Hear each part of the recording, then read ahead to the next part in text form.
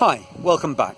I've been talking about our inner resistance, our inner voice of resistance, the excuses we tell ourselves that hold us back from, fulfilling our dreams and living a life of wonder and glory. But of course, that's only part of the story, because we can actually start, but that's no guarantee that it's going to be a long-lived journey. So I thought I'd begin by telling you a little bit about the first time, and it is the first of a variety of occasions, when I tried to learn to play the guitar. I was living in the south of London at the time, good friends with a music teacher, and I'd always wanted to play the guitar. Well, had I don't know. It did seem like something that was a fantastic thing to do. I looked at people who played the guitar and I thought, wow, wouldn't it be great to be them? I'm not sure I thought, wow, wouldn't it be great to learn to play the guitar? But I had that romantic image. And so, driven on, I thought, well, the guitar, the great reason behind the guitar's success as an instrument of popular music is it's affordable, portable, and relatively, compared to things like pianos and violins and saxophones, relatively easy to learn to play. So, following my friend Tony, the music teacher's advice, I got myself down to Denmark Street in the centre of London. I explained my situation to a helpful chap and walked out of the shop with a red Squier Stratocaster and a Park 10-watt amp, so Squier Stratocaster, the sort of beginner's version of the Fender Strat, and the Park amp was the sort of beginner's version of a Marshall amp, all in one combo. Fantastic. Bought a little guitar tuner because, I wasn't going to be relying on my ear at the very beginning. Bought a few guitar magazines that had something on how to begin playing guitar, but quickly realised that maybe I'd be better off if I got a teacher. So I found one of those, easy enough, in the classifieds, local chap, and he was great. We had, I remember, 4 lessons, and I was making some sort of progress, as I think pretty much everyone does when they learn to play the guitar, because it is, it's obviously like anything, it's one thing mastering it, but just learning and making a noise that I suppose keeps you going. The electric guitar is a fantastic place to start, because very quickly you hit a couple of strings, put a little bit of distortion on, and you've got a sound that is a good place to start. And we're coming to the end of the school year, so my friend Tony and the third in our sort of drinking triumvirate, Friday night at the Green Man, Mick Bond, the art teacher, we got together and said, you know what we're going to do? We're going to have a laugh. Last assembly, we're going to play a blues shuffle. Tony could sing pretty well. So he was just going to make up some amusing lyrics. Mick had always wanted to be a drummer and played drums once upon a time. So he banged out some drums. They turned my amp down a little bit so it wasn't too high in the mix, and I just shuffled along in E, and they co-opted the peripatetic wind instrument teacher who played an amazing solo on a saxophone or something like that. And Tony was playing the piano and singing, and it went down a treat. No one could actually hear me playing, so that was a good thing. We were wearing ridiculous wigs and headbands and looked like some sort of shipwreck from the 60s or early 70s, and we had a wonderful time. And I thought, and I enjoyed, as embarrassing as it might have been, it was a great experience. I thought, I'm going to keep going at this. But I didn't. And I think that's, I'm getting on to the nub here. The point is that in this particular on this particular occasion, you know, something got in the way. Life. I was working at the school.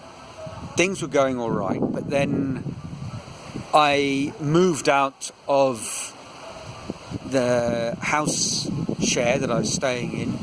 So I needed to find a new music teacher, but I didn't. So a few weeks went by.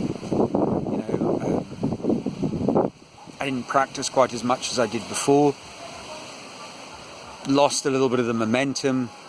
Then the job that had been promised me for the new school year, you know, I'd ended the previous one on a blues bang in the band. It was wonderful. And then the new school year started and I didn't have a job anymore because some shenanigans with the Board of Governors who'd sort of angled me out to bring in a married Catholic lady. It was a voluntary aided Catholic school, and he, you know, for reasons of,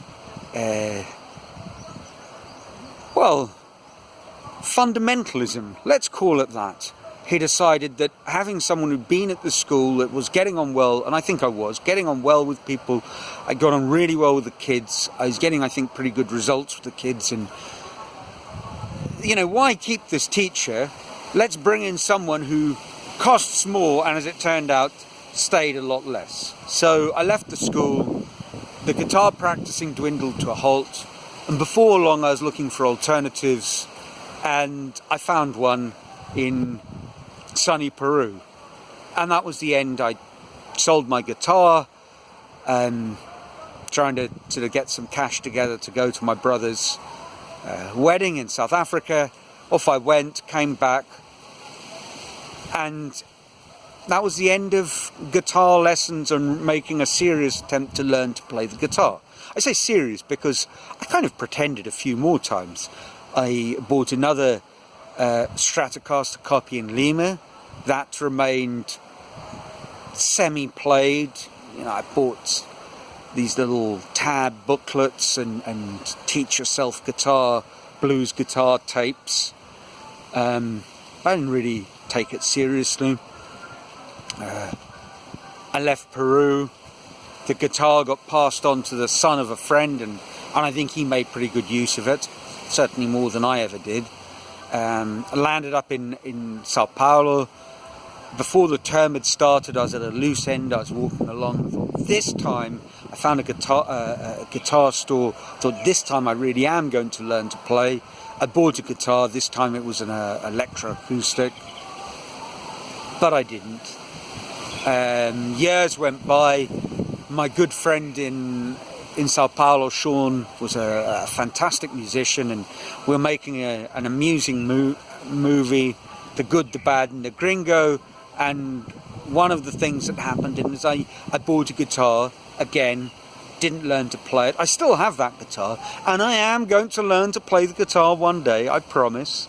Who knows, maybe this series of videos will tip me over the edge. And I certainly know people who I think could help me learn to play, who could show me the ropes and give me some encouragement and play along. And so there's no reason why I couldn't learn to play the guitar, and it's not time. I think that's another of the excuses that people often use, and often with good reason. You have a job, 9-to-5 job, and a family and children and life. You know, that's not my excuse here. Could it be that I'm a useless individual? Perhaps there's an element of that. Sorry, little ant tickle. But it's not time. I have a day that is pretty much open most days, and I could find half an hour to practice the guitar religiously every day. In my case, it's getting started. It's that first, I suppose, the first month or 2 months of bedding in the habit. You know, because I've done this with other things as well. Drawing. I started drawing in London. I stopped drawing. I thought of starting drawing again. made some progress with the sculpture, and I'd come to the conclusion that drawing would actually support my sculpture, and it would. It was a worthwhile thing to learn to do. I'd found that book, Drawing on the Right Side of the Brain. It had a good outline. I did the opening exercise.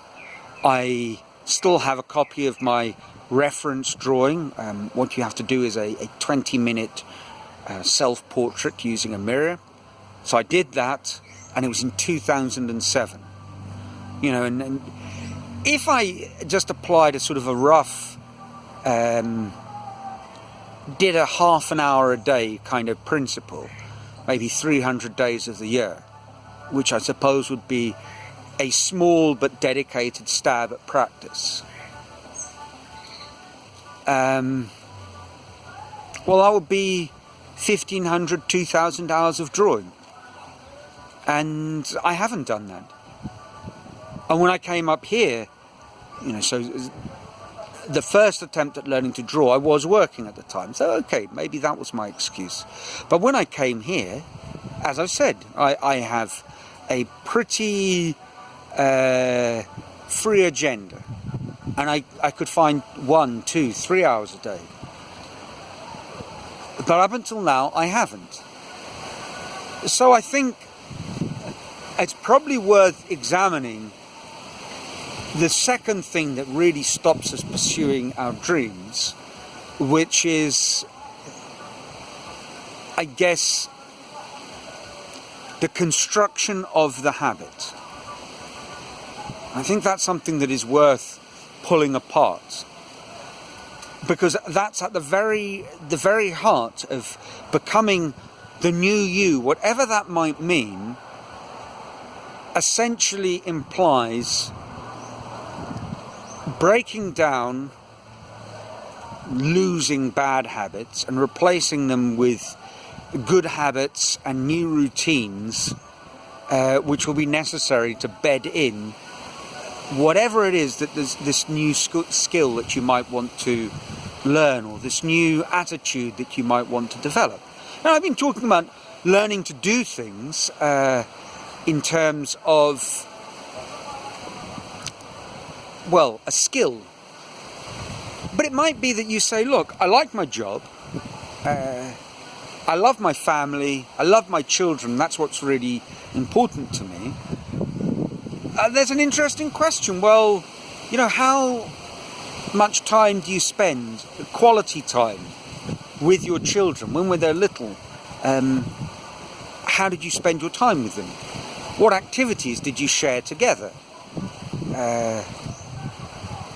And it could be that certainly for some people out there, not me, I don't have any children, but for some of you out there, it may be that, you know, no doubting that you love your children, but there were things that you want to do and then wished you were doing and then regretted not doing, simply because it never became part of your daily routine. So I think that's something well worth examining and, you know, picking apart. And so that's what I'll have a look at next week. And perhaps also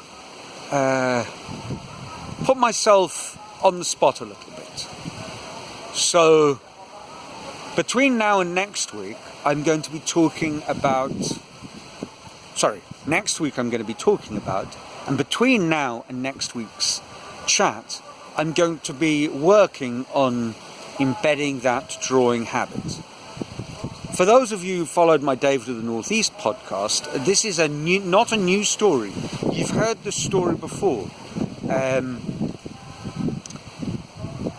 So, will I do it? Well, there's now 2 video vloggy type things where I said I'm going to start drawing. Damn it, I'm going to start drawing. Until then, love to hear from you. Let me know what you think. And next week, let's see if I kept up my part of the bargain. Until then, ciao.